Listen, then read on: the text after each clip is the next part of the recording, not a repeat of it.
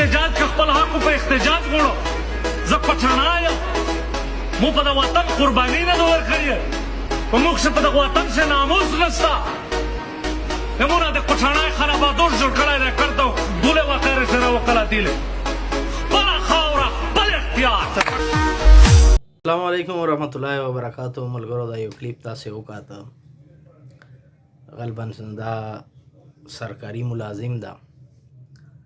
زه صرف دومره وایم چې موږ پښتون قوم چې چوره د ملک پر قربانیانې وردي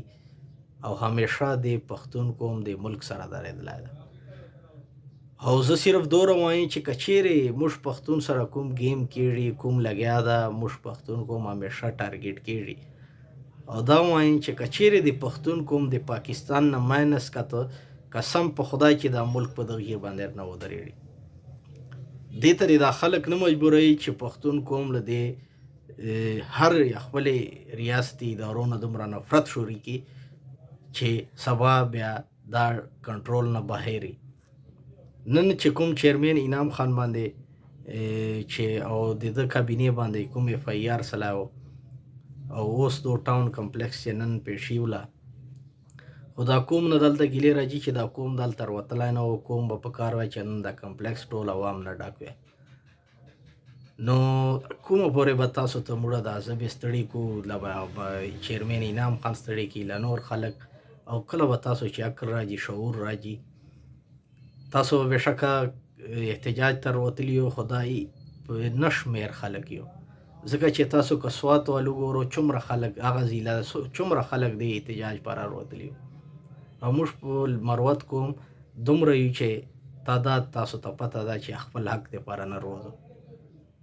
نو نن زه صرف دومره وایم چې ما دا غالبا چې دا ملیشې والی که پولیس وال وي چې دا امن غواړي چا نه غواړي چا نه ګیلې کوي چا ته غږېږي. پولیس امن غواړي چا نه غواړي. نن که دا اف آی آر کټسله او زه به دا ووایم چې پولیس خو به دا غلطه نه وي کړې ځکه چې پولیس وس چې دا نه ده دا چې په چا کړی ده خو پولیس باندې په زور ځکه چې چیرمن انعام خان له ده کابینې که حق خبره امن باره خبره کړې ده خو دغه پولیس فورس پاره کړې ده دغه لکي مروت چې پولیس فورس مړېږي هغې حق دپاره خبره کړې ده خو پولیس ته دا نه و په کار چې په ده باندې دو باندې اف آی آر کټسله بېشکه چې چوره دو باندې بوج وی بېشکه چې چوره دو باندې زور وی خو دو ته نه و په کار چې دغسې کله پورې به دغسې بزدلانه تاسو خپل جانو چې دا نه ساتو کله به تاسو دا تاسو پر چوک حق خبره کوي هغې خلاف کارواییګانې کو اخیر دا داسې نه کېږي. ګوره چې نن زه تا پاره خبره کوم حق پاره خبره کوم نو ته سبا ما باندې اف آی آر تا باندې نه زوري لا چوکې در باندې کټ کوي او ته دا کار کوي نو سبا دا خلک تا پاره نه غږي. نو دا خپل جان چې ډر دا خپل جان چې جذبه به پیدا کړه دې خلاف په ته خپل زه چې تا پر اواز چېږم ته به جان ما سره ما سپورټ کوي. دا نسی کېدای چې ما باندې چوک زبردستي باندې اف آی آر کټ کړي. نو زه دا وایم چې موږ چې چوره ریاستي ادارې دي د هغې نه دا درخواست کوو چې مهرباني وکړو د پښتون قوم ما دې ته مجبورو چې دومره نفرت دا خلک پیدا کړي دغه مروت دغه موږ دغه خپلو موږ خلکو او ما په خپله نور دغه موږ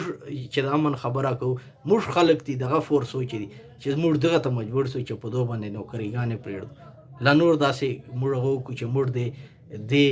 خپل ریاستي ادارو نه دومره نفرت پیدا شي. نو مهرباني وکړو الله رسول ته وګورو د ریاستي ادارو ته وایي چې موږ پښتون قوم باندې نور رحم وکړو. مرمت قوم ته دا وایم چې مروت قومه چې تر چوره پورې تا سیاسي لیډرشپ دالته لکه مروت چې موجود ده ته به ما ته روښه وې که نه چې چوک تا په حق باره خبره کوي لا د پولیس ول روښی چې تا حق باره کوم سیاسي مشر خبره کړې ده دا یو انعام خان ده چې تا پاره خبره کوي او هغې دا انجام ده چې د تاسې وینو. او عوام ته وایم چې دا سیاسي لیډرشپ وپېژندو دا د غله زمن وپېژندو دا ټول سیاسي نه دي دا کاروباریان دي دا کاروبار کوي دا سیاست نه کوي چې کاروبار یې نه کولی سیاست او په قوم باندې ګوډ د بنن چیرمن انعام خان ګوشي نه ورپاته نو دا خلک وپېژندو او تاسو ته عوام ته دا وایي چې خدای رسول ته وګورو چیرته امن خبره راځي که انعام خان والی لا نور کسانی نو هغې چې وروزو په ګڼ شمېر تعداد باندې دی چې شرکت کو او چې نه کو سبا به بیا زه تا په راغلی بل به غلی او دغسې به سره ورپاته یو مروت کوم او یو به موږ دا حالي چې د کوم نن د مروت بیټني قومي تاریخ سره مننه دي